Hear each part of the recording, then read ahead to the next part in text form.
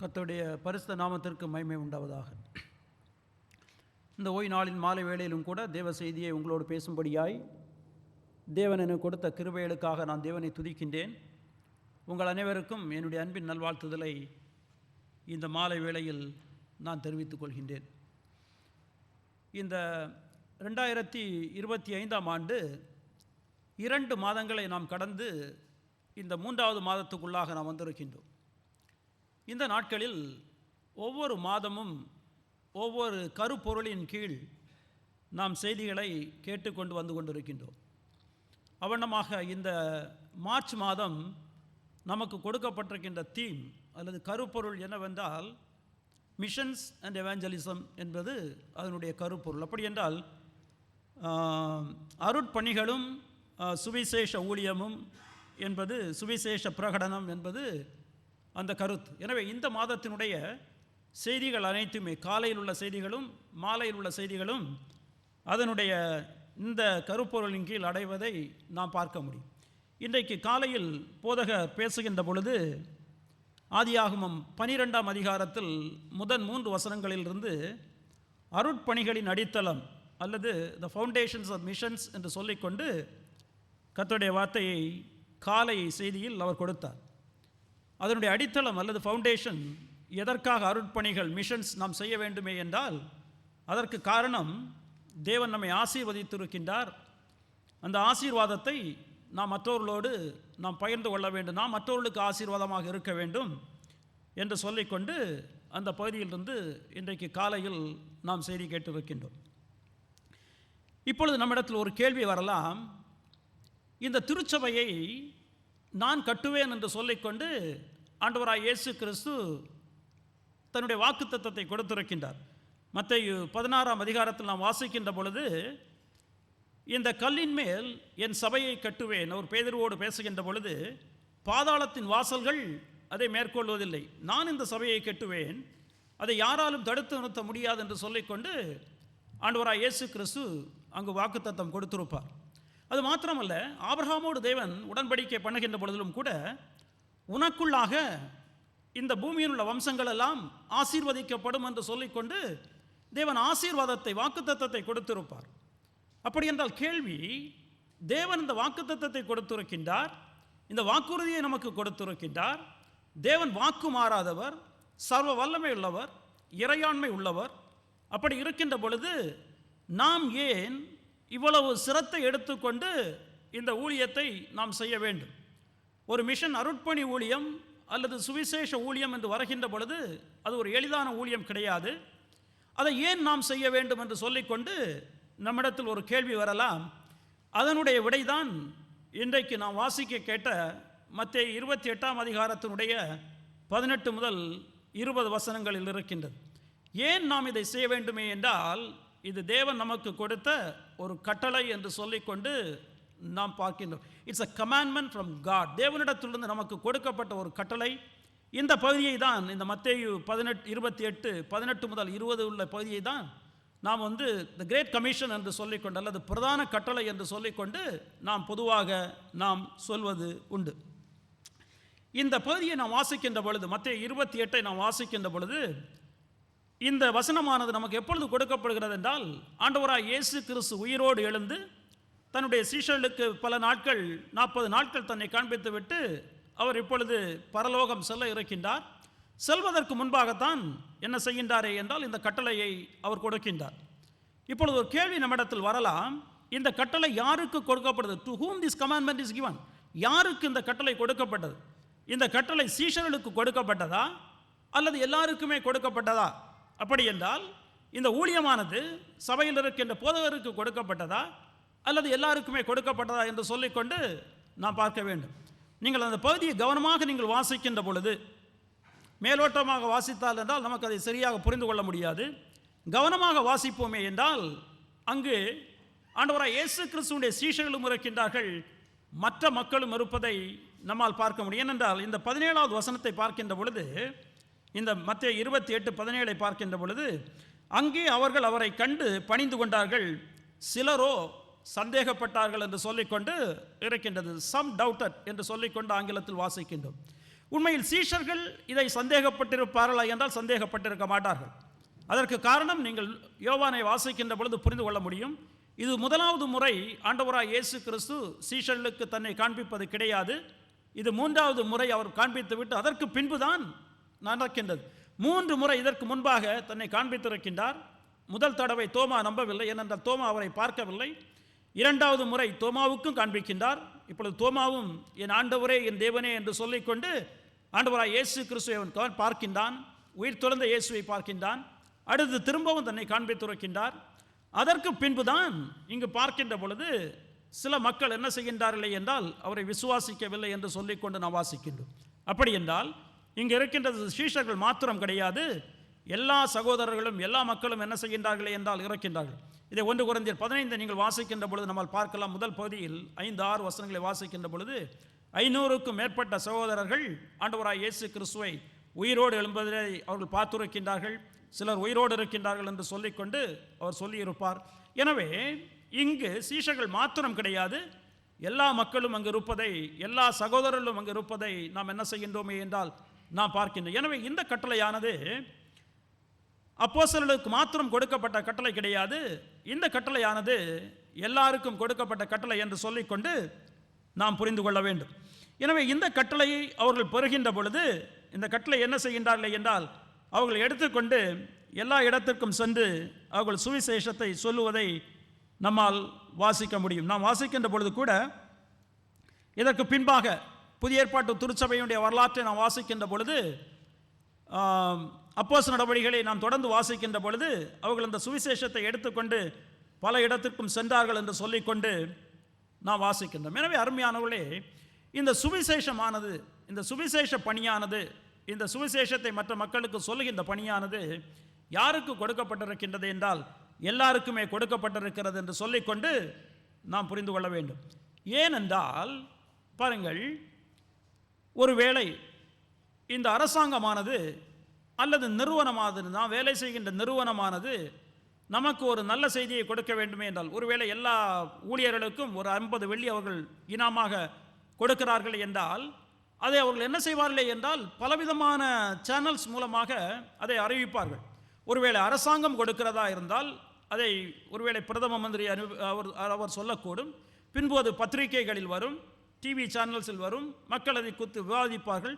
இப்படியாக அந்த நற்செய்தியானது எல்லா மக்களுக்கும் எடுத்துச் சொல்லப்படுவதை நாம் பார்க்கின்றோம். உலகத்தில் பொதுவாக எங்கே இருந்தாலும் சரி, இங்கே கொடுக்கப்படுகின்ற இந்த செய்தி தான் எல்லா செய்திகளிலும் பெரிய நற்செய்தி என்னவென்றால் இந்த சுவிசேஷம் தான்.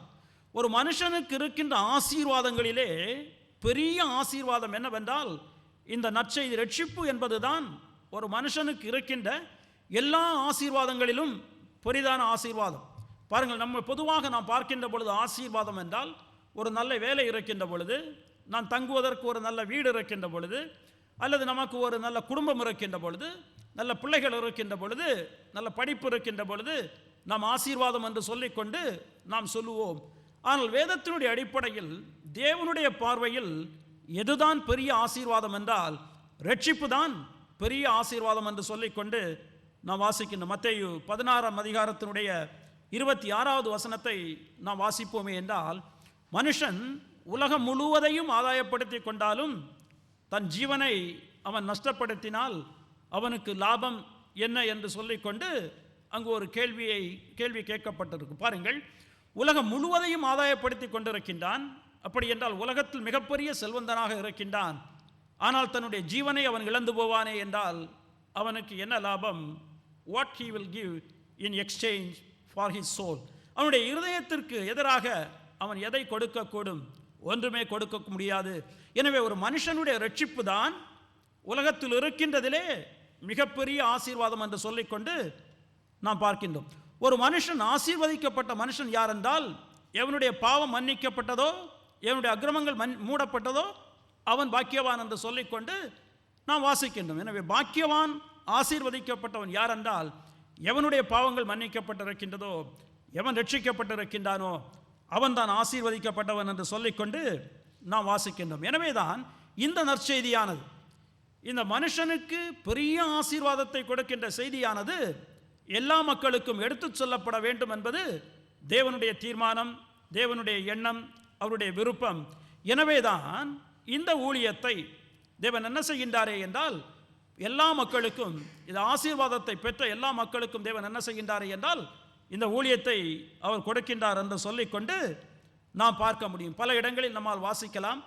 நீங்கள் எசேக்கியலை வாசிக்கின்ற பொழுது 33ஆம் அதிகாரத்தை வாசிப்பீர்களே என்றால் தேவன் அங்கே எசேக்கியலுக்கு ஒரு கட்டளையை கொடுப்பார். என்ன கட்டளை என்றால், உன்னிடத்தில் நான் சொல்கின்ற இந்த கட்டளை, இந்த துன்மார்க்கன் இஸ்ரவேல் மக்களை குறித்து அவன் துன்மார்க்கத்தில் இருப்பானே என்றால் அவன் அழிந்து போய் விடுவான். எனவே நான் சொல்வதை நீ என்ன செய்ய வேண்டும் என்றால் நீ சென்று சொல்ல வேண்டும் என்று சொல்லிக்கொண்டு அவர் ஒரு கட்டளை கொடுப்பார். ஏனென்றால் ஒருவேளை அவன் அந்த செய்தியை கேட்டு அவன் திரும்பவும் துன்மார்க்கத்திலே இருப்பானே என்றால் அவன் தன் துன்மார்க்கத்தில் அவன் அழிந்து போய்விடுவான். ஆனால் நீ என்ன செய்வாய் என்றால் நீ உன்னை தப்புவித்துக் கொள்வாய். உன்னுடைய கடமையை நீ செய்திருக்கின்றாய்.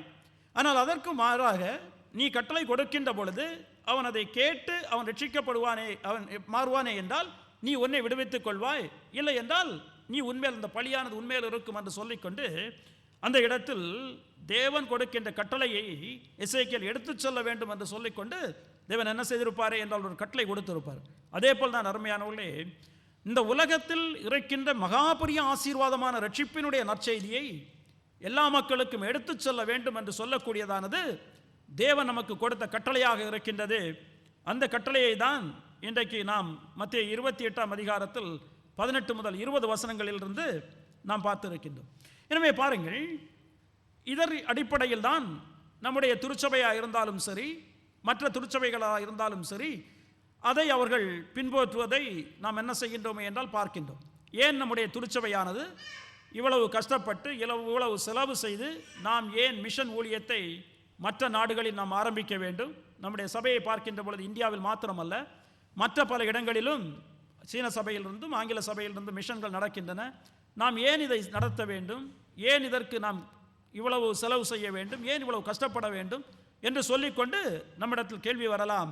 ஆனால் அதனுடைய விடைதான் இன்றைக்கு இந்த பகுதியில் இருக்கின்றது.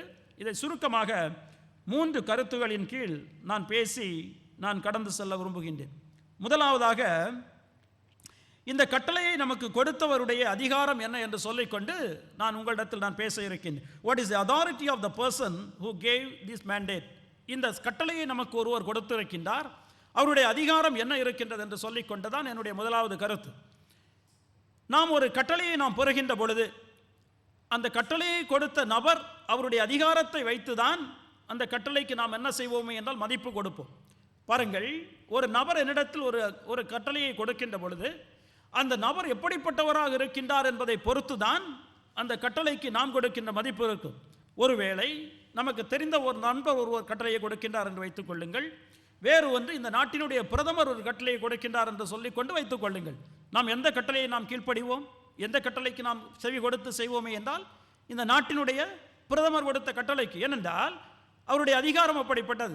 அவர் பிரதமராக இருக்கின்றபடியினால், இந்த கட்டளையை நமக்கு கொடுத்திருக்கின்றபடியினால் நாம் என்ன செய்வோமே என்றால் நாம் செய்வோம்.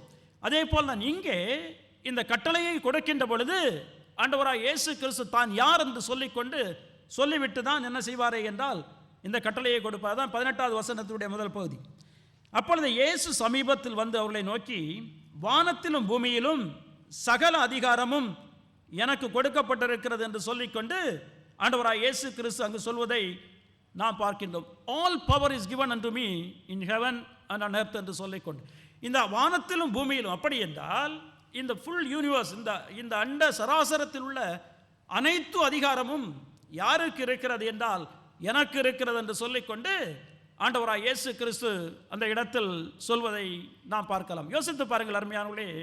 அப்படி என்றால் அந்த நபர் எவ்வளவு பெரிய அதிகாரம் உள்ள ஒரு நபர் என்று சொல்லிக்கொண்டு நம்மால் புரிந்து கொள்ள முடியும்.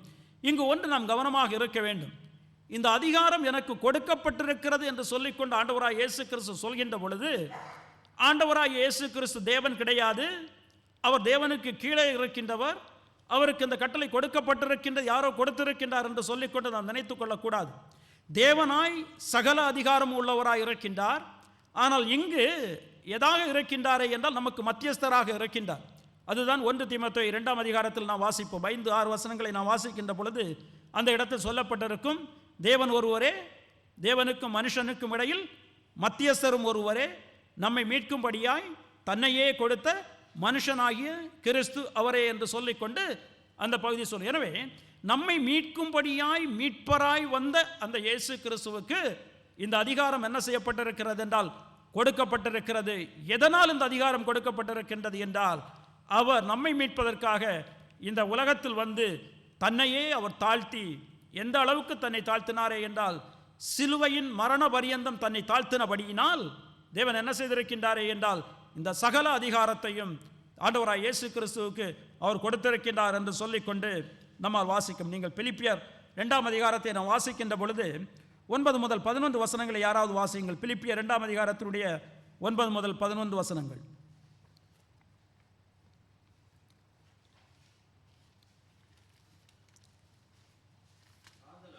ஆதலால் தேவன் எல்லாவற்றிற்கும் மேலாக அவரை உயர்த்தி இயேசுவின் நாமத்தில் வானோர் பூதலத்தோர் பூமியின் கீழானோருடைய முழங்கால் யாவும் முடங்கும்படிக்கும் பிதாவாகிய தேவனுக்கு மகிமையாக இயேசு கிறிஸ்து கர்த்தர் என்று நாவுகள் அறிக்கை செய்யும் பண்ணும் எல்லா நாமத்திற்கு மேலான நாமத்தை அவருக்கு தந்தருளினார். ஏன் எல்லா நாமத்திற்கு மேலான நாமம்?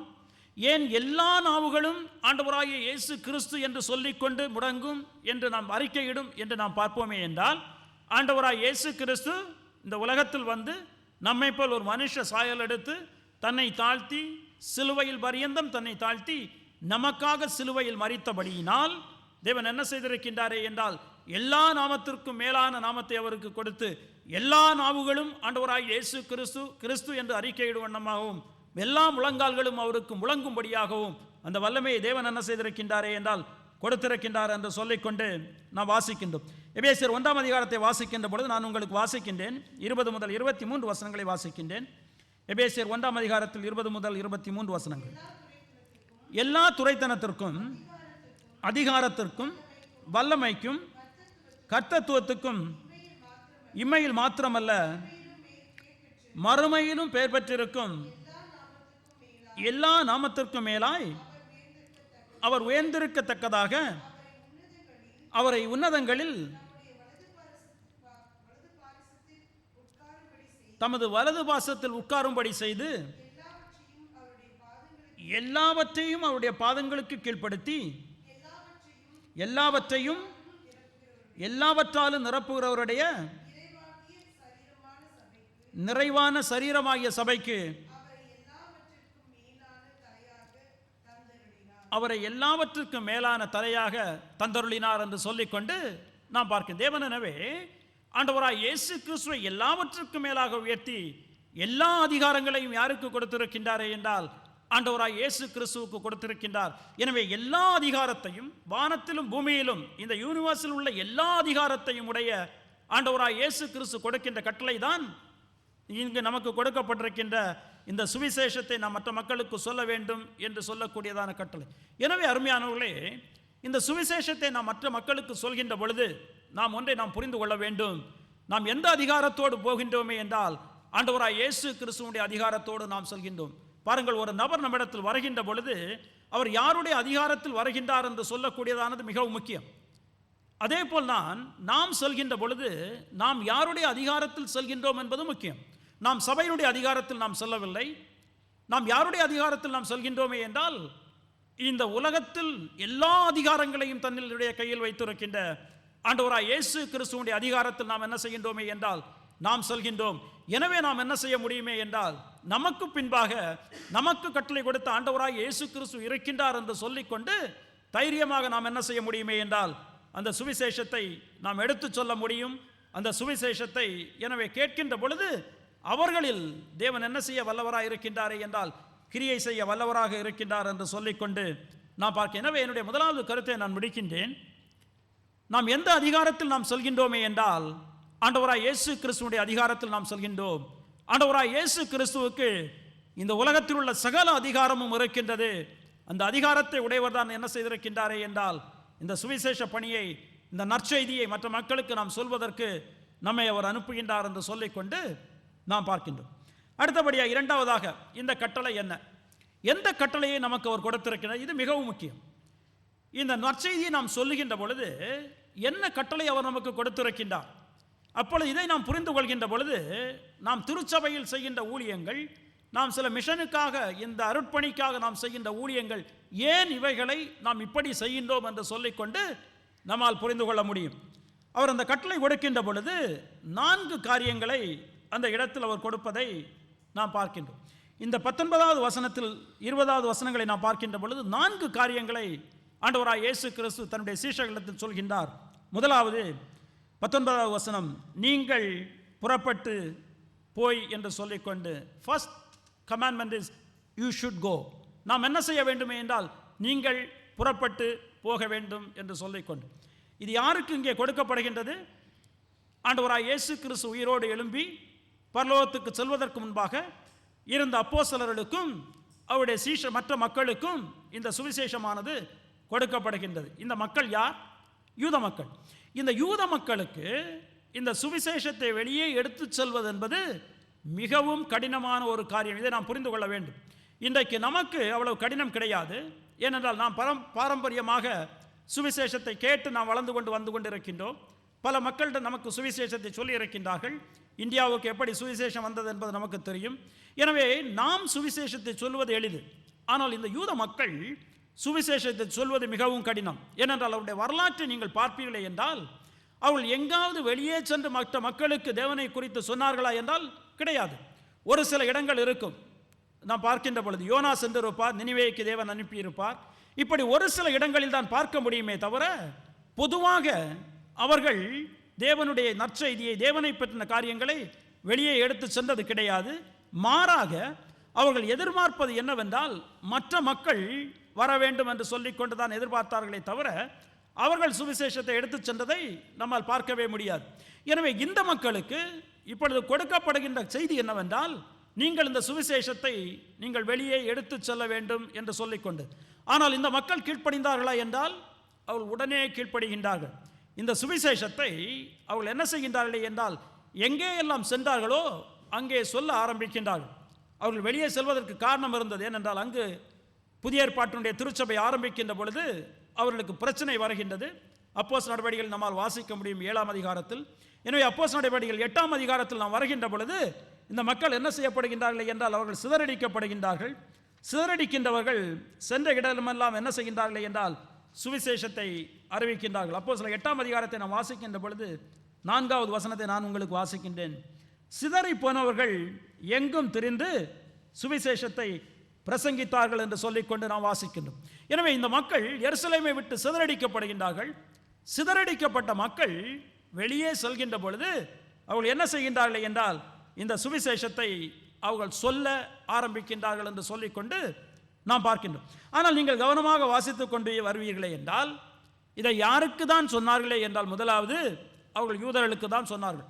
நீங்கள் 11ஆம் அதிகாரம், அப்போஸ்தலர் 11ஆம் அதிகாரத்தை வாசிக்கின்ற பொழுது 19வது வசனம் இப்படி சொல்கின்றது, ஸ்தேவான் நிமித்தமாய் எழும்பின உபத்திரவத்தினாலே சிதறடிக்கப்பட்டவர்கள் சுவிசேஷ வசனத்தை யூதர்களுக்கே அன்றி மற்ற ஒருவருக்கும் அறிவியாமல் பெனிக்கே நாடு, சீப்புரு நாடு, அந்தியோகியா பட்டணம் வரைக்கும் சுற்றி தெரிந்தார்கள். எனவே முதலாவது அவர்கள் செல்கின்ற பொழுதிலும் கூட, ஏனென்றால் அவருடைய வரலாறு அப்படிப்பட்ட வரலாறு, முதலாவது யாருக்கு தான் சொல்கின்றார்கள்?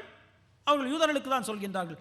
பின்பு கொஞ்சம் கொஞ்சமாக அந்த சுவிசேஷம் என்ன செய்கிறது என்றால் மற்ற மக்களுக்கு சொல்கின்றது. அந்தியோகியா சொல்கின்றது. அந்தியோகியா சொல்கின்ற பொழுது அங்கே தான் அதிகமான புறஜாதியார் ஆண்டவராய் இயேசு கிறிஸ்துவை ஏற்றுக்கொள்கின்றார்கள் என்று சொல்லிக்கொண்டு நாம் பார்க்கின்றோம். எனவே இந்த சுவிசேஷமானது இவண்ணமாக சிதறடிக்கப்பட்ட மக்களால் அவர்கள் எங்கெல்லாம் சென்றார்களோ அங்கெல்லாம் சொல்லப்படுகின்றது. ஆனால் அவர்கள் சென்ற இடங்களில் முதலாவது அந்தியோகியாவில் என்ன செய்கின்றார்கள் என்றால் சபையை நிறுவுகின்றார்கள். அதற்கு பின்புதான் இந்த சுவிசேஷ ஊழியமானது, இந்த அருட்பணியானது எப்படி ஆர்கனைஸ்டு வே, அதாவது ஒரு கட்டுப்படுத்தப்பட்ட வழியில் எப்படி செல்கிறது என்றால் அதை அப்போஸ்தலர் 13ஆம் அதிகாரத்தில் தான் பார்க்க முடியும். ஏனென்றால் அங்கு சபை வருகின்றது. அந்த சபையில் முதலாவது என்ன செய்கின்றார்கள் என்றால், ஜெபித்து அவர்கள் சுவிசேஷ ஊழியத்திற்காக 2 நபர்களை, பவுலையும் பர்னபாவையும் அவர்கள் பிரித்து ஆசீர்வதித்து என்ன செய்கின்றார்கள் என்றால் அந்த ஊழியத்தை மற்ற இடத்திற்கு எடுத்துச் சொல்லும்படியாக அவர்கள் அனுப்புவதை நாம் என்ன செய்கின்றோம் என்றால் அதற்கு பின்பாக பார்க்கின்றோம். எனவே திருச்சபையை நாம் பார்க்கின்ற பொழுது, திருச்சபை வரலாற்றை நாம் பார்க்கின்ற பொழுது, புதிய ஏற்பாட்டு திருச்சபையானது முதலாவது தேவன் கட்டளையை கொடுத்த பின்பு அந்த கட்டளையை அவர்கள் ஏற்றுக்கொண்டு என்ன செய்கின்றார்கள் என்றால், சென்ற இடமெல்லாம் சென்று அங்கு சுவிசேஷத்தை அவர்கள் அறிவிக்க தொடங்கி திருச்சபை வருகின்றது. திருச்சபையிலிருந்து பின்பு திருச்சபையானது என்ன செய்கிறது என்றால், இந்த கட்டளையை ஏற்றுக்கொண்டு மக்களை சுவிசேஷ பணிக்கென்று அனுப்புகிறது என்று சொல்லிக்கொண்டு, பிரித்தெடுத்து அனுப்புகிறது என்று சொல்லிக்கொண்டு நாம் பார்க்கின்றோம். அருமையானவர்களே, இங்கு நமக்கு கொடுக்கப்பட்டிருக்கின்ற கட்டளை நாம் செல்ல வேண்டும் என்று சொல்லிக்கொண்டு, நம்முடைய திருச்சபையை நீங்கள் எடுத்துக்கொள்வீர்களே என்றால், இதுவரைக்கும் நாம் பார்க்கின்ற பொழுது 2 சகோதரர்கள் அந்த அழைப்பை ஏற்றுக்கொண்டு அவர்கள் என்ன செய்திருக்கின்றார்களே என்றால், இந்த சுவிசேஷ ஊழியத்திற்காக இந்தியா சென்று அந்த ஊழியத்தை அங்கு செய்கின்றார்கள். அவர்கள் குறித்து நமக்கு நன்றாக தெரியும். அவர்களுக்காக நாம் என்ன செய்வோம் என்றால், அடிக்கடி நாம் ஜெபித்துக் கொண்டு நாம் வந்து கொண்டிருக்கின்றோம். இப்பொழுது நம்மிடத்தில் ஒரு கேள்வி வரலாம், இது எல்லாருக்கும் கொடுத்த பாக்கியம் கிடையாதே, இந்த அழைப்பானது எல்லாருக்கும் கிடையாதே, அப்படி என்றால் நான் எப்படி செய்யலாம் இந்த சுவிசேஷ ஊழியத்தை என்று சொல்லிக்கொண்டு, அருமையானவர்களே, இந்த ஊழியத்தை செய்கின்ற பொறுப்பானது நாம் எல்லாருக்கும் கொடுக்கப்பட்டிருக்கின்றது, நாம் மறந்து போகக்கூடாது. ஆனால் எல்லாரும் இப்படி வெளியே சென்று சொல்ல முடியுமா என்றால், எல்லாரும் சொல்வதற்கு அந்த அழைப்பு இருக்காது. ஆனால் நாம் எல்லாரும் ஒரு விதத்தில் இந்த சுவிசேஷ ஊழியத்திற்கென்று நம்முடைய பங்கை நாம் செலுத்த முடியும். இதை நாம் மறந்து போகக்கூடாது. நாம் எல்லாருமே, நாம் யாராக இருந்தாலும் சரி, இந்த ஆசீர்வாதத்தை பெற்றிருக்கின்ற, இந்த ரட்சிப்பு என்று சொல்லக்கூடியதான மிகப்பெரிய ஆசீர்வாதத்தை பெற்றிருக்கின்ற அவருடைய பிள்ளைகளாக இருக்கின்ற நாம் ஒரு விதத்தில், ஏதாவது ஒரு விதத்தில் இந்த சுவிசேஷ ஊழியத்திற்கென்று நம்முடைய பணியை நாம் நிச்சயமாக நாம் செய்ய முடியும், யாராக இருந்தாலும் சரி. முதலாவதாக நாம் எல்லாருமே என்ன செய்ய முடியுமே என்றால் ஜெபிக்க முடியும். ஜெபிப்பது என்பது மிகவும் முக்கியமான ஒன்று. நாம் செய்யவில்லை என்றால், திருச்சபையாக கூடி நாம் இதற்காக ஜெபிக்கவில்லை என்றால், நாம் எந்த முயற்சி எடுத்தாலும் சரி அது அவ்வளவு பலனை நமக்கு கொடுக்காது. எனவே நாம் எல்லாரும் திருச்சபையாக வந்து இதற்காக ஜெபிக்க முடியும். நான் ஏன் சபை ஜெபக்கூட்டம் வைத்திருக்கின்றோம்? இதற்காக தான், சபையினுடைய காரியங்களுக்காக நாம் ஜெபிப்பதற்காக. எனவே சபை கூடி வந்து இந்த சுவிசேஷ ஊழியங்களுக்காக நாம் ஜெபிக்க முடியும். இல்லை, வர முடியவில்லை என்றால் நம்முடைய தனிப்பட்ட விதத்தில் என்ன செய்ய முடியுமே என்றால் நாம் ஜெபிக்க முடியும். நம்முடைய தனிப்பட்ட ஜெபங்களில் இந்த ஊழியத்திற்காக, ஊழியத்திற்கு செல்லுகின்ற மக்களுக்காக, அவருடைய பாதுகாப்புக்காக நாம் என்ன செய்ய முடியுமே என்றால் நாம் ஜெபிக்க முடியும் என்று சொல்லிக்கொண்டு நாம் பார்க்கின்றோம். அது மாத்திரமல்ல, நாம் மற்ற மக்களை சபைக்கு அழைத்து வர முடியும். பாருங்கள், நாம் எல்லாரும் சென்று வெளியே சென்று சுவிசேஷத்தை சொல்ல வேண்டும் என்று நான் சொல்லவில்லை. முடிந்தால் மிகவும் நல்லது, அதற்காக நான் தேவனை துதிக்கின்றேன்.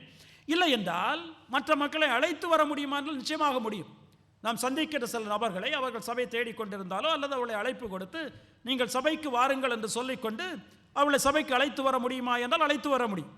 இல்லை, டிராக்ட் வைக்கின்ற பொழுது அந்த டிராக்டை கொண்டு நேரில் கையில் கொடுக்காவிட்டாலும் கூட வீட்டில் இருக்கின்ற போஸ்ட் பாக்ஸில் போட முடியுமா என்றால் நிச்சயமாக போட முடியும். அது வேலை செய்யுமா என்றால் வேலை செய்யும். தேவன் எப்படி வேலை செய்வார் என்பது நமக்கு தெரியாது. எத்தனையோ மக்கள் டிராக்ட்ஸை எடுத்து படித்துக்கொண்டு அதன் மூலமாக திருச்சபைக்கு வந்து மாறின மக்கள் உண்டு. வரலாற்றை நீங்கள் படித்து பார்ப்பீர்களே என்றால். எனவே அதை நம்மால் செய்ய முடியுமா என்றால் எல்லாரும் செய்ய முடியும். நம்ம இருக்கின்ற எல்லாருமே ஒரு டிராக்டரை எங்கேயாவது ஒரு போஸ்ட் பாக்ஸில் நம்மால் போட முடியுமா என்றால் நிச்சயமாக போட முடியும். இல்லை, நம்முடைய ரட்சிப்பை குறித்து நாம் எப்படி, நம்முடைய பழைய வாழ்க்கை எப்படி இருந்தது, நான் இப்பொழுது எப்படி மாறியிருக்கிறேன் என்று சொல்லிக்கொண்டு நம்முடைய வாழ்க்கையை, நம்முடைய மாற்றத்தை ஒருவரோடு பகிர்ந்து கொள்ள முடியுமா என்றால் நிச்சயமாக பகிர்ந்து கொள்ள முடியும். இல்லையா? நம்ம பற்றி நம்ம சொல்ல முடியும். சுவிசேஷத்தை சரியாக சொல்ல முடியாவிட்டாலும் கூட நம்மை குறித்து, நம்முடைய மாற்றத்தை குறித்து, நாம் எப்படி ரட்சிக்கப்பட்டோம் என்று சொல்லிக்கொண்டு அதை குறித்து சொல்ல முடியுமா என்றால் சொல்ல முடியும். நம்முடைய வெளியே சென்று சொல்ல வேண்டிய தேவை கிடையாது. நம்முடைய குடும்பத்திலே ரட்சிக்கப்படாத மக்கள் இருப்பார்கள் என்றால் இருப்பார்கள். அவர்களிடத்தில் சொல்ல முடியுமா என்றால் அவர்களிடத்தில் நம்மால் சொல்ல முடியும். இப்படியாக இந்த சுவிசேஷ ஊழியத்திற்கென்று நம்மால் பலவிதமான காரியங்களை நம்மால் செய்ய முடியும். என்னால் ஒன்றும் செய்ய முடியாது என்று சொல்லிக்கொண்டு ஒருவருமே என்ன செய்ய முடியாது, சொல்ல முடியாது. இல்லை என்றால் நமக்கு அதற்காக கொடுத்து உதவ முடியும். பாருங்கள், பல சுவிசேஷ ஊழியங்கள் இருக்கின்றன. இந்த திருச்சபையை நீங்கள் எடுத்துக்கொள்வீர்களே என்றால் கூட ஒரு ஸ்லைடு இருக்கும். கடைசியில் நீங்கள் அனௌன்ஸ்மெண்ட்டில் ஒரு ஸ்லைடு இருக்கும். அது என்னவென்றால், இந்த வருடத்தில் எங்கேயெல்லாம் சுவிசேஷ ஊழியம் நடக்க இருக்கின்றது. நம்முடைய போதகரே 2 தடவை இந்தியா செல்ல இருக்கின்றார். இந்த மார்ச் மாதம் ஒன்று, நவம்பர் மாதம் ஒன்று. ஜப்பான் செல்ல இருக்கின்றார்கள், கம்போடியா செல்ல இருக்கின்றார்கள், வியட்நாம் செல்ல இருக்கின்றார்கள், இப்படி இந்தோனேஷியா செல்ல இருக்கின்றன. இப்படி பல இடங்களுக்கு சுவிசேஷ ஊழியங்கள் இருக்கின்றன. இதற்கு நமக்கு பணம் தேவை என்றால் நிச்சயமாக தேவை. எனவே இதற்காக ஜெபிக்க முடியும், இதற்காக கொடுத்து உதவ முடியும். இப்படி நம்மால் என்ன செய்ய முடியுமே என்றால் பல விதத்தில் உதவி செய்ய முடியும். எனவே அருமையானவர்களே, இந்த சுவிசேஷத்தை அறிவிப்பது ஒரு நபர் சொல்லவில்லை என்றால் இது அறிவிக்கப்பட முடியாது. அதுதான் அப்போஸ்தலனாகிய பவுல் ரோமர் திருச்சபைக்கு எழுதுகின்ற பொழுது ரோமர் 10ஆம் அதிகாரத்தில் எழுதுவார். 13 முதல் 15 வசனங்களை எடுத்தவர்கள் எனக்காக வாசியுங்கள். ரோமர் 10ஆம் அதிகாரத்துடைய 13 முதல் 15 வசனங்கள். அனுப்பப்படாவிட்டால் 13லேருந்து 15. ஆதலால் கர்த்தருடைய நாமத்தை தொழுது கொள்கிற எவனும் ரட்சிக்கப்படுவான். அவரை விசுவாசியாதவர்கள் எப்படி அவரை தொழுது கொள்வார்கள்? அவரை குறித்து கேள்விப்படாதவர்கள் எப்படி விசுவாசிப்பார்கள்? பிரசங்கிக்கிறவன் இல்லாவிட்டால் எப்படி கேள்விப்படுவார்கள்? அனுப்பப்படாவிட்டால் எப்படி பிரசங்கிப்பார்கள்? சமாதானத்தை கூறி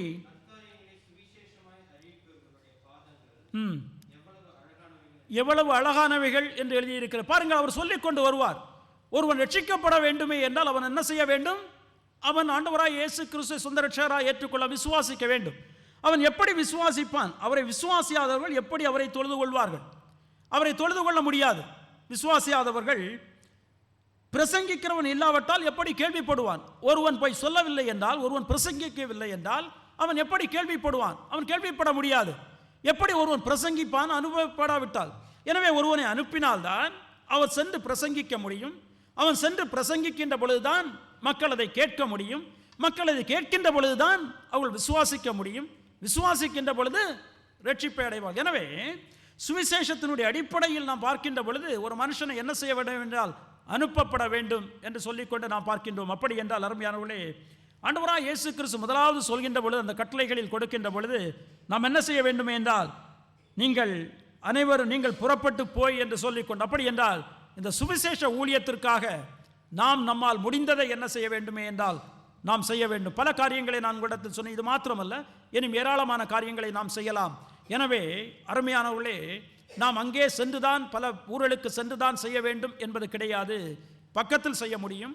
சபையிலே நமக்கு என்ன செய்ய முடியுமோ இந்த ஊழியத்திற்காக அதை முதலாவது நாம் என்ன செய்ய வேண்டுமே என்றால் செய்ய வேண்டும் என்று சொல்லிக்கொண்டு நாம் பார்க்கலாம். அடுத்து இரண்டாவதாக, நீங்கள் புறப்பட்டு போய் சகல ஜாதிகளையும் சீஷராக்கி, second is to make disciples என்று சொல்லிக்கொண்டு நாம் பார்க்கலாம். அடுத்து இந்த ஊழியத்தில் செய்ய வேண்டியது என்னவென்றால், நீங்கள் எல்லாரையும் என்ன செய்ய வேண்டும்?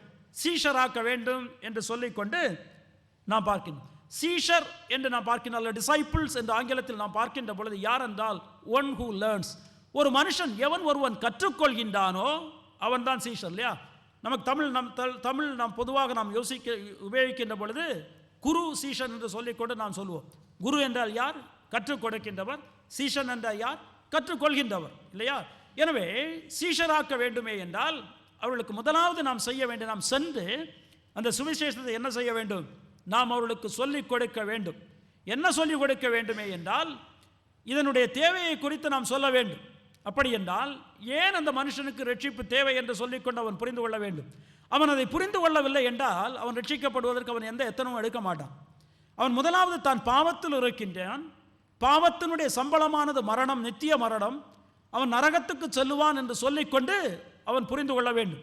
அப்படி அவன் அறிந்து கொள்கின்ற பொழுதுதான் தனக்கு ஒரு இரட்சகர் என்று வேண்டும் என்று சொல்லிக்கொண்டு அவனால் ஓரளவு நினைத்து பார்க்க முடியும். அப்பொழுது அந்த இரட்சகர் யார் என்றால், நானே வழியும் சத்தியமும் ஜீவனுமாய் இருக்கிறேன், என்னாலே அன்றி ஒருவனும் பிதாவினிடத்தில் வரான். ஆண்டவராய் இயேசு கிறிஸ்து கொடுத்திருக்கின்றார். எனவே அந்த இரட்சகர் யார் என்றால் ஆண்டவராய் இயேசு கிறிஸ்து என்று சொல்லி ஆண்டவராய் இயேசு கிறிஸ்துவை குறித்து நாம் சொல்ல வேண்டும். பாருங்கள், இதுதான் இதனுடைய அடிப்படை. எனவே முதலாவது சென்று அங்கு நாம் என்ன செய்ய வேண்டுமே என்றால் அவர்களுக்கு இந்த சுவிசேஷத்தை குறித்து, இந்த நற்செய்தியை குறித்து நாம் சொல்ல வேண்டும் என்று சொல்லிக்கொண்டு நாம் பார்க்கின்றோம். அது மாத்திரமல்ல, நம்ம வேதத்தில் பல இடங்களில் நம்மால் வாசிக்க முடியும். சொல்வது மாத்திரம் கிடையாது, அந்த மனுஷர்கள் ஒருவன் சீஷனாக வேண்டுமே என்றால் அவன் இரண்டாவதாக என்ன செய்ய வேண்டுமே என்றால் கற்றுக்கொள்வது மாத்திரம் கிடையாது, அவன் கீழ்ப்படிய வேண்டும் என்று சொல்லிக்கொண்டு நாம் எந்த கட்டளையை அவன் பெற்றிருக்கின்றானோ, எந்த காரியங்களை அவன் கற்றுக்கொண்டிருக்கின்றானோ அந்த கட்டளைகளுக்கு அவன் என்ன செய்ய வேண்டும்? கீழ்ப்படிய வேண்டும். ஒரு சீஷனானவன் அவன் என்ன தன்னுடைய குரு சொல்லுகின்றதை அவன் கற்றுக்கொண்டு அவன் எதை கற்றுக்கொண்டானோ அதற்கு அவன் கீழ்ப்படிவதை நாம் பார்க்கிறோம். ஆண்டவராய் இயேசு கிறிஸ்து சொல்கின்ற பொழுதிலும் கூட, யோவான் எழுதின சுவிசேஷம் 8ஆம் அதிகாரத்தினுடைய 31வது வசனத்தை எனக்காக எடுத்தவர்கள் வாசியுங்கள். யோவான் 8ஆம் அதிகாரத்தினுடைய 31வது வசனம்.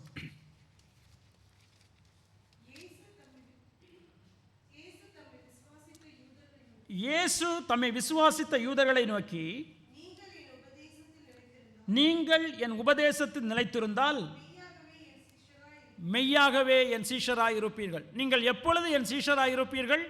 என்னுடைய உபதேசத்தில் நீங்கள் நிலைத்திருந்தால். அப்படி என்றால் என்னுடைய கட்டளைகளை நீங்கள் கீழ்ப்படிந்து அதில் நீங்கள் நிலைத்திருப்பீர்களே என்றால் நீங்கள் என்னுடைய சீஷராய் இருப்பீர்கள் என்று சொல்லிக்கொண்டு ஆண்டவராய் இயேசு கிறிஸ்து அந்த இடத்தில் சொல்வதை நாம் பார்க்கிறோம். எனவே அருமையானவர்களே, நாம் சென்று சுவிசேஷத்தை சொல்வது மாத்திரம் கிடையாது, அந்த மக்களுக்கு ஆண்டவராய் இயேசு கிறிஸ்துவை குறித்து சொல்லி, அந்த ரட்சிப்பினுடைய தேவையை குறித்து சொல்லி, அவர்கள் அதை கற்றுக்கொண்டு அவர்கள் அதை கீழ்ப்படிய செய்ய வேண்டியதும் எதாக இருக்கின்றது என்றால், இந்த சுவிசேஷத்தினுடைய இந்த நற்செய்தியை சொல்லுகின்ற பணியினுடைய ஒரு பகுதியாக இருக்கிறது என்று சொல்லிக்கொண்டு நாம் புரிந்து கொள்ள வேண்டும்.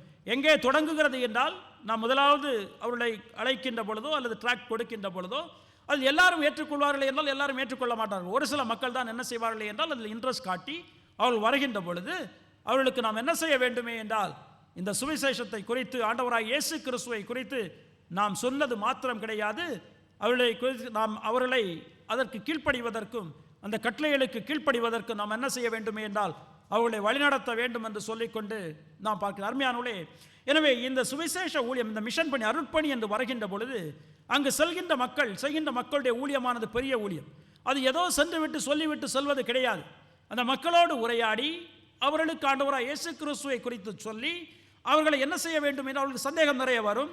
அவைகளை எல்லாம் அவர்களுக்கு தீர்த்து வைத்து அவர்களோடு பழகி அவர்களோடு உரையாடி அவர்கள் ஆண்டவராய் இயேசு கிறிஸ்துடைய கட்டளைகளை கீழ்ப்படிய செய்ய வேண்டும் என்று சொல்லிக்கொண்டு நாம் பார்க்கிறோம். இப்படி செய்கின்ற பொழுதுதான் அந்த மனுஷன் என்ன செய்கின்றானே என்றால் அவன் சீஷனாக மாறுகின்றான் என்று சொல்லிக்கொண்டு நாம் பார்க்கின்றோம். முதலாவது வந்தவுடனே சீஷனாக மாறிவிட மாட்டான், அதற்கு கொஞ்சம் நேரமாகும். அது 1 வருடமாக இருக்கலாம், 2 வருடமாக இருக்கலாம், எனக்கு தெரியாது எவ்வளோ என்று சொல்லிக்கொண்டு. எனவே அதுக்கு ஒரு டைம் ஆகும். அந்த நேரத்தில் அவனுக்கு வேண்டிய உதவிகளை செய்து அவனுக்கு வேண்டிய காரியங்களை குறித்து பேச வேண்டியது நம்முடைய கடமையாக இருக்கிறது என்று சொல்லிக்கொண்டு நாம் பார்க்கின்ற மறுமையான. எனவே முதலாவதாக நாம் செல்ல வேண்டும், இரண்டாவதாக அவனை சீஷனாக மாற்ற வேண்டும், மூன்றாவதாக சீஷராக்கி பிதா, குமாரன், பரிசுத்த ஆவி நாமத்தினாலே அவர்களுக்கு ஞானஸ்நானம் கொடுத்து என்று சொல்லிக்கொண்டு நாம் வாசி. அப்படி என்றால் the third point is that we should make them a member of a local church. நாம் மூன்றாவதாக என்ன செய்ய வேண்டுமே என்றால் அவர்களை ஒரு திருச்சபையினுடைய அங்கத்தினராக நாம் மாற்ற வேண்டும். பாருங்கள், சுவிசேஷத்தை சொல்லிவிட்டோம், சென்று விட்டோம். இப்பொழுது அவர்கள் ஆண்டவராய் இயேசு கிறிஸ்துவை அறிந்திருக்கின்றார்கள், அவரை சொந்த ரட்சகராக ஏற்றுக்கொண்டு அவர்கள் கட்டளை கீழ்ப்படுகின்றார்கள். அடுத்து நாம் செய்ய வேண்டியது என்னவென்றால் அவர்களுக்கு ஞானஸ்நானம் கொடுக்க வேண்டும். பிதா, குமாரன், பரிசுத்த ஆவியினுடைய நாமத்தினால் ஞானஸ்நானம் கொடுக்க வேண்டும் என்று சொல்லிக்கொண்டு நாம் பார்க்க. இதுதான் ஆதி திருச்சபை செய்தது.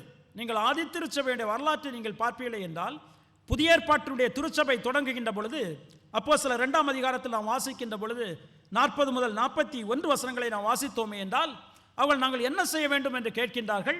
அப்போஸ்தலர்கள் என்ன செய்கின்றார்களே என்றால், நீங்கள் ஆண்டவராய் இயேசு கிறிஸ்து நாமத்தினால் ஞானஸ்தானம் எடுக்க வேண்டும் என்று சொல்கின்ற பொழுது ஞானஸ்தானம் எடுத்து அவளை என்ன செய்கின்றார்களே என்றால் சபையில் அங்கத்தினராக சேர்த்துக்கொள்கிறார்கள். நாம் வாசிக்கின்ற பொழுது அப்போஸ்தலர் 2ஆம் அதிகாரத்தில் 40 முதல் 41 வசனங்களை இன்னும் அநேக வார்த்தைகளாலும் சாட்சி கூறி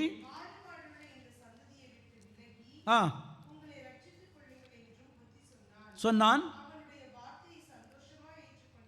அவனுடைய வார்த்தையை சந்தோஷமாக ஏற்றுக்கொண்டவர்கள் ஞானஸ்நானம் பெற்றார்கள். அன்றைய தினம் ஏறக்குறைய 3000 பேர் சேர்த்துக் கொள்ளப்பட்டார்கள். பாருங்கள், ஞானஸ்தானத்தின் மூலமாக என்ன நடக்கிறது என்றால் அவன் என்ன செய்கின்றான், ஒரு சில காரியங்களை ஞானஸ்தானம் காட்டுகின்றது. நான் சுருக்கமாக சொல்லிவிடுகின்றேன், ஏனென்றால் இது பெரிய டாபிக், அது நம்ம பைபிள் ஸ்டடியில் தான் நாங்கள் பார்த்துருக்கின்றோம். ஞானஸ்தானத்தின் மூலமாக நடக்கின்ற ஒரு முக்கியமான காரியம் என்னவென்றால் அவன் திருச்சபையினுடைய ஒரு உறுப்பினராகின்றான். ஒரு திருச்சபையினுடைய உறுப்பினராக எப்பொழுதுதான் மாற முடியுமே என்றால் அவன் ஆண்டவராகிய இயேசு கிறிஸ்துவை தன்னுடைய சொந்த இரட்சகராக ஏற்றுக்கொண்டு, ஆண்டவராக இயேசு கிறிஸ்துவை சொந்த இரட்சகராக நான் ஏற்றுக்கொண்டிருக்கின்றேன் என்று சொல்லிக்கொண்டு சபைக்கு முன்பாக அவன் அறிக்கை இடுகின்ற பொழுதுதான் நாம் என்ன செய்கின்றோமே என்றால் அவனை ஒரு திருச்சபையினுடைய அங்கத்தினராக மாற்றுகின்றோம். நம்முடைய திருச்சபையிலும் கூட நீங்கள் பார்க்கின்ற பொழுது ஒரு திருச்சபையுடைய அங்கத்தினராக வேண்டுமே என்றால் நாம் வைத்திருக்கின்ற ஒரு கட்டளை என்னவென்றால், ஒரு ரூல் என்னவென்றால், கிட்டத்தட்ட ஒரு வருஷமாவது அவர்கள் என்ன செய்திருக்க வேண்டும், சபைக்கு வந்து உண்மையாக தங்களுடைய ஆண்டவராய் இயேசு கிறிஸ்துவை சொந்த ரட்சகராக ஏற்றுக்கொண்டிருக்கின்றோம் என்பதை தங்களுடைய வாழ்க்கையின் மூலமாக அவர்கள் காண்பித்திருக்க வேண்டும். அது நமக்கு இருக்கின்ற ஒரு நிபந்தனை. நீங்கள் போதகரிடத்தில் சென்று உங்களுடைய அப்ளிகேஷன் நீங்கள் கொடுக்கின்ற போது அவர் கேட்கின்ற கேள்வி அதாகத்தான் இருக்கும். நீங்கள் ஆண்டவராய் சொந்த ரட்சகராக ஏற்றுக்கொண்டிருக்கின்றீர்கள், உங்களுடைய வாழ்க்கை எப்படி இருக்கிறது என்று சொல்லிக்கொண்டு. எனவே பாருங்கள், இந்த ஞானஸ்தானத்தை நாம் பார்க்கின்ற பொழுது ஞானஸ்தானமானது தேவன் நமக்கு கொடுத்திருக்கின்ற கிருபையின் உடன்படிக்கையினுடைய ஒரு அடையாளமும் ஒரு முத்திரையும் தான்.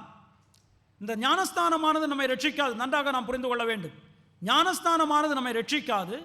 இந்த ஞானஸ்தானமானது என்னவென்றால் கிருபையின் உடன்படிக்கையினுடைய அடையாளமும் முத்திரையுமாக இருக்கிறது என்று சொல்லிக்கொண்டு நாம் இது தேவன் நமக்கு கொடுக்கின்ற ஒரு உடன்படிக்கையினுடைய ஒரு முத்திரை. தேவன் என்ன சொல்கின்றாரே என்றால், ஆண்டவராகிய இயேசு கிறிஸ்துவை நாம் சொந்த ரட்சகராக ஏற்றுக்கொள்கின்ற பொழுது நம்மை அவர் அனைத்து ஆசீர்வாதங்களை நமக்கு கொடுக்க வல்லவராக இருக்கின்றார். நம்முடைய பாவங்களை நம்மை கழுவி நம்மை அவரோடு அவர் ஒப்புரவாக்கி கொண்டு நம்மை உன்னதத்தினுடைய சகல ஆசீர்வாதங்களை நாம் ஆசீர்வதிக்கின்றார். அந்த முத்திரை தான், அந்த அடையாளம் தான் ஞானஸ்தானம் என்று சொல்லிக்கொண்டு நாம் அதை ஞானஸ்தானத்தை எடுக்கின்ற பொழுது நாம் என்ன செய்கின்றோம், ஆண்டவராய் இயேசு கிறிஸ்துவை நான் ஏற்றுக்கொண்டிருக்கின்றேன், நான் இப்பொழுது ஒரு புதிய சிருஷ்டியாக இருக்கின்றேன், என்னுடைய வாழ்க்கை மாறியிருக்கிறது என்று சொல்லிக்கொண்டு நாம் திருச்சபைக்கு முன்பாக என்ன செய்கின்றோம், நாம் அறிக்கை செய்கின்றோம். இப்படியாக அந்த நபரை என்ன செய்யப்படுகின்றார், இப்பொழுது திருச்சபையில் அவர் அங்கத்தினராக மாற்றப்படுகின்றார். திருச்சபையின் அங்கத்தினராக மாற்றப்படுகின்ற பொழுது, இதற்கு முன்பாக நீங்கள் போன மாதத்தினுடைய செய்திகளை நீங்கள் கேட்டிருப்பீர்களே என்றால், ஆவிக்குரிய வளர்ச்சியை நாம் வளர்வதற்கு ஒரு முக்கியமான இடம் அது திருச்சபை. தனியாக இருக்கின்ற ஒரு நபர் ஆவிக்குரிய வளர்ச்சியில் அவர் வளர முடியுமா என்றால் அதிகமாக வளர முடியாது. அவர் ஆவிக்குரிய வளர்ச்சியில் தேவனுடைய பாதையில் வளர வேண்டுமே என்றால் அவர் எங்கே தான் வளர முடியுமே என்றால் திருச்சபையில் தான் வளர முடியும். தன்னுடைய சகோதரர்கள் மத்தியில் இருக்கின்ற பொழுது அவருடைய ஒத்துழைப்பு, அவருடைய தூண்டுதல்கள், செய்தியை நாம் கேட்டு இவனமாக பல விதத்தில் தான் நாம் ஆவிக்குரிய வளர்ச்சியில் என்ன செய்ய முடியுமே என்றால் வளர முடியும் என்று சொல்லிக்கொண்டு நாம் பார்க்கிறோம். எனவே அருமையானவர்களே, மூன்றாவதாக என்ன செய்ய வேண்டுமே என்றால் அவர்களை ஒரு சபையினுடைய அங்கத்தினராக மாற்றி ஞானஸ்தானம் கொடுத்து சபையினுடைய அங்கத்தினராக மாற்ற வேண்டும் என்று சொல்லிக்கொண்டு நாம் பார்க்கின்றோம். ஏன் நாம் கேட்கலாம், ஏன் இந்தியாவில் நாம் ஒரு இடத்தை வாங்கி ஒரு சபையை நான் நிறுவ வேண்டும், சென்றுவிட்டு செய்தியை சொல்லிவிட்டு நாம் சென்று கொண்டே இருக்கலாமே, இதற்கு ஏன் நாம் இவ்வளவு செலவு செய்ய வேண்டும்? இதுதான் காரணம். இந்த கட்டளையை நாம் தேவனிடத்திலிருந்து பெற்றுக் கொண்டிருக்கின்றோம். செய்தியை சொல்வது மாத்திரம் கிடையாது, அவரை ஏற்றுக்கொள்கின்றவர்களே ஒரு சபையினுடைய உண்மையான ஒரு திருச்சபையினுடைய அங்கத்தினராக மாற்ற செய்வது நம்முடைய கடமையாக இருக்கிறது என்று சொல்லிக்கொண்டு நாம் பார்க்கின்றோம். எனவே மூன்றாவதாக அதை செய்துவிட்டு என்னுடைய நேரமாகிவிட்டு சுருக்கமாக நான் முடித்து விடுகின்றேன். நான்காவதாக, நான் உங்களுக்கு கட்டளையிட்ட யாவையும் 20வது வசனம், அவர்கள் கைக்கொள்ளும்படி அவர்களுக்கு உபதேசம் செய்யுங்கள் என்று சொல்லிக்கொண்டு, the fourth is we have to teach them all doctrines that Christ has taught in his word.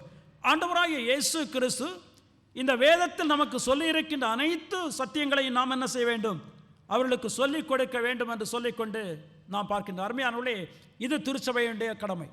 ஏன் திருச்சபையில் நம்முடைய ஆராதனையில் 1.5 மணி நேரம் இருக்கின்ற ஆராதனையில் 45 நிமிடம் நாம் ஏன் செய்தி கொடுக்கின்றோம்? இதுதான் காரணம். நாம் ஏன் வேதபாட வகுப்புகள் நாம் வைத்திருக்கின்றோம்? சிறு பிராயத்திலிருந்தே சிறு பிள்ளைகளுக்கு வேத பாடத்தை நாம் சொல்லிக் கொடுத்து அது எதுவரைக்கும் பெரியவர்கள் வரைக்கும் நாம் வேத பாடத்தை ஏன் நடத்துகின்றோம்? இதுதான் காரணம். ஆண்டவராய் இயேசு கிறிஸ்துவுடைய கட்டளை என்ன, நமக்கு கொடுத்திருக்கின்ற கட்டளை என்ன?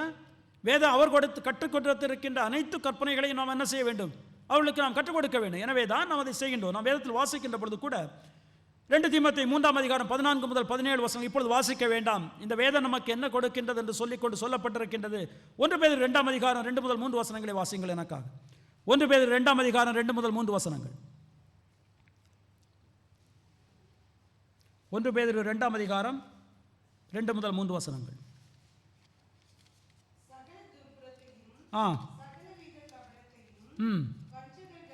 வஞ்சகங்களையும் பொறாமைகளையும்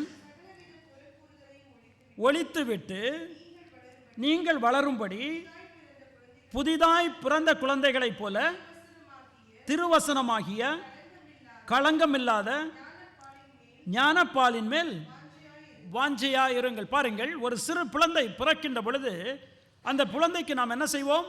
பால் தான் கொடுப்போம் இல்லையா? அந்த குழந்தை வளர்வதற்காக அந்த குழந்தை அந்த பாலுக்காக என்ன செய்யும் என்றால் கத்தும். அவனமாக நாமும் ஆண்டவராய் இயேசு கிறிஸ்துவை சொந்த ரட்சகராக ஏற்றுக்கொண்டு சபையினுடைய அங்கத்தினராக மாறுகின்ற பொழுது திருவசனத்தை நாம் என்ன செய்ய வேண்டும்? கிரமமாக நாம் கற்றுக்கொள்ள வேண்டும். எனவே சிறு பிராயத்திலிருந்து அதுதான் அங்கே சொல்கின்ற பொழுது திருவசனமாகிய ஞானப்பாலின் மேல் வாஞ்சியாயிருங்கள் என்று சொல்லிக்கொண்டு நாம் கற்றுக்கொள்ள வேண்டும். நாம் அதிகமாக கற்றுக்கொண்டு பின்பு நாம் என்ன செய்யணும், நாம் வளர்கின்ற பொழுது நாம் பால் மாத்திரம் கிடையாது, நாம் என்ன செய்வோம், நாம் மாமிசமும் நாம் உண்போம். அதே போல்தான் கஷ்டமான காரியங்களையும் நாம் என்ன செய்வோம், நாம் கற்றுக்கொள்வோம். எனவே திருச்சபைக்கு கொடுக்கப்பட்டிருக்கின்ற ஒரு பொறுப்பு என்னவென்றால், அவர்கள் இந்த உபதேசத்தை, ஆண்டவராகிய இயேசு கிறிஸ்து கற்றுக் கொடுத்த உபதேசத்தை திருச்சபை என்ன செய்ய வேண்டும், அவர்களுக்கு கற்றுக் கொடுக்க வேண்டும். அவருடைய பிள்ளைகளாக இருக்கின்ற நாம் என்ன செய்ய வேண்டுமே என்றால், போதிக்க முடியுமா இருந்தால் நாம் போதிக்க வேண்டும், இல்லை என்றால் நாம் என்ன செய்ய வேண்டும், நாம் கற்றுக்கொள்ள வேண்டும். ஆதி திருச்சபையை நாம் பார்க்கின்ற பொழுது அப்போஸ்தலர் 2ஆம் அதிகாரத்தில் 42வது வசனத்தை நீங்கள் வாசிக்கின்ற பொழுது அவர்கள் 4 காரியங்களில் உறுதியாக இருந்தார்கள். ஒன்று என்ன, அப்போஸ்தல உபதேசம். அப்போஸ்தல உபதேசத்தை, அதாவது அப்போஸ்தலர் எதை சொன்னார்கள், ஆண்டவராய் இயேசு கிறிஸ்து கற்றுக் கொடுத்ததை, அதை என்ன செய்கின்றார்களே என்றால் கற்றுக்கொண்டவர்களாக இருக்கின்றார்கள் என்று சொல்லிக்கொண்டு நாம் பார்க்கின்றோம். இது எதற்காக நாம் கற்றுக்கொள்கின்றோமே என்றால், நாம் அந்த கட்டளைகளுக்கு கீழ்ப்படிந்து வாழ்வதற்காக. அதுதான் மிகவும் முக்கியம். அருமையானவர்களே, நாம் திருச்சபையுடைய அங்கத்தினராகிவிட்டோம். ஆண்டவராய் இயேசு கிறிஸ்துவை சொந்த ரட்சகராக நாம் ஏற்றுக்கொண்டு விட்டோம். இப்பொழுது நாம் என்ன செய்ய வேண்டுமே என்றால், இந்த ஆவிக்குரிய வளர்ச்சியில் நாம் வளர வேண்டும். அப்படி என்றால் அவருடைய கட்டளைகளை நாம் அறிந்து கொள்வது மாத்திரம் கிடையாது, அவருடைய கட்டளைகளுக்கு நாம் கீழ்ப்படிந்து நாம் வாழ வேண்டும் என்று சொல்லிக்கொண்டு நாம் வாசிக்கிறோம். 1 யோவான் 2ஆம் அதிகாரம் 3 முதல் 6 வசனங்கள் எடுத்தவர்கள் எனக்காக வாசிங்கள். நான் வாசிக்கின்றேன். 1 யோவான் 2ஆம் அதிகாரம் 3 முதல் 6 வசனங்கள் வாசிக்கின்றேன். அவருடைய கற்பனைகளை நாம் கை கொள்ளுகிறவர்களானால் அவரை அறிந்திருக்கிறோம் என்பதை அதனால் அறிவிப்போம். நாம் எப்பொழுதுதான் தேவனை அறிந்திருக்கின்றோம், அவருடைய பிள்ளையாக இருக்கின்றோம் என்பதை காண்பிப்போமே என்றால், அவருடைய கட்டளைகளை நாம் கை கொள்ளுகின்ற பொழுது. அவரை அறிந்திருக்கிறேன் என்று சொல்லியும் அவருடைய கற்பனைகளை கை கொள்ளாதவன் பொய்யனாய் இருக்கிறான், அவனுக்குள் சத்தியமில்லை. ஒருவன் நான் அவரை அறிந்திருக்கின்றேன், சொந்த ரட்சகராக ஏற்றிருக்கின்றேன் என்று சொல்லிக்கொண்டு அவருடைய கட்டளைகளுக்கு அவன் கீழ்ப்படியாமல் இருப்பானே என்றால் அவன் பொய்யன் என்று சொல்லிக்கொண்டு என்ன சொல்கின்றது, வேதம் சொல்கிறது. இந்த பகுதியை நீங்கள் வாசித்து பாருங்கள், நேரமில்லை, எனவே முடித்து விடுகின்றேன். எனவே அருமையானவர்களே, நாம் என்ன செய்ய வேண்டும், நாம் அவர்களுக்கு கற்றுக் கொடுக்க வேண்டும். இந்த மிஷனரி ஊழியத்தில் நாம் என்ன செய்ய வேண்டும் என்றால் நாம் கற்றுக்கொள்ள வேண்டும் என்று சொல்லிக்கொண்டு நாம் பார்க்கிறோம். எனவே தேவன் கொடுத்த, ஆண்டவராய் இயேசு கிறிஸ்து கொடுத்த கட்டளை சுவிசேஷத்தை அறிவிக்க வேண்டுமே என்றால் நாம் முதலாவது நாம் சொல்ல வேண்டும். நாம் சொல்வது மாத்திரம் கிடையாது, நாம் அவர்களை சீஷராக்க வேண்டும். பின்பு நாம் அவர்களுக்கு ஞானஸ்தானம் கொடுத்து சபையுடைய அங்கத்தினராக மாற்றி வேதத்தை என்ன செய்ய வேண்டும், கற்றுக் கொடுக்க. எனவே தான் மிஷன்ஸ் என்று வருகின்ற பொழுது, அல்லது திருப்பணி என்று வருகின்ற பொழுது வெளியே ஊழியர்களை அனுப்புவது மாத்திரம் கிடையாது, அந்த இடத்தில் ஒரு சபையை கட்டி சபையை நிறுவி அவர்களை நாம் என்ன செய்ய வைக்கின்றோமே என்றால் தேவனுக்குள்ளாக வளரும்படியாக நாம் செய்கின்றோம். எனவே தான் நம்முடைய திருச்சபை அப்படி செய்து கொண்டிருக்கின்றது. நீங்கள் உங்களிடத்தில் சந்தேகம் இருக்குமே என்றால் இதுதான் காரணம். எனவே நான் 2வது கருத்தை முடித்துவிட்டு 3வதாக இப்பொழுது என்ன வாக்குத்தத்தம் கொடுத்திருக்கின்றார், இந்த கட்டளையை நமக்கு கொடுத்தவர் என்ன வாக்குத்தத்தத்தை கொடுத்திருக்க, இதை நாம் நிறைவேற்றும்படியாக என்ன வாக்குத்தத்தத்தை கொடுத்திருக்கின்றார். What is a promise to fulfill the mandate என்று சொல்லிக்கொண்டு கட்டளையை கொடுத்திருக்கின்றார். இந்த கட்டளையை நாம் நிறைவேற்றுவதற்கு நமக்கு ஒரு வாக்குத்தத்தத்தையும் கொடுத்திருக்க. என்ன வாக்குத்தத்தம் என்றால் 20வது வசனத்துடைய பின்பகுதி, இதோ உலகத்தின் முடிவு பரியந்தம் சகல நாட்களிலும் நான் உங்களுடனே கூட இருக்கிறேன் என்றார். ஆமேன். இப்பொழுது ஆண்டவராய் இயேசு கிறிஸ்து சகல அதிகாரத்தை உடையவர் நம்மை அனுப்பியிருக்கின்றார், கட்டளையை கொடுத்து அனுப்பியிருக்கின்றார். இப்பொழுது என்ன சொல்கின்றாரே என்றால், இதோ நான் உன்னோடு இருக்கின்றேன், I am with you even to the end of the world. இந்த உலகத்தினுடைய கடைசி வரைக்கும் நான் என்ன செய்கின்றேன் என்றால் உன்னோடு இருக்கின்றேன். அருமையானவர்களே, நேரமானபடினால் நான் அதிகமாக பேசவில்லை. என்ன பொருள் என்றால், நாம் கலங்க வேண்டிய தேவையில்லை, நாம் எதை குறித்தும் பயப்பட வேண்டிய தேவையில்லை. நம்மை அனுப்பி இருக்கின்ற சகல அதிகாரத்தையும் உடையவர் நமக்கு கொடுத்திருக்கின்ற கட்டளை, நான் உன்னோடு இருக்கின்றேன்.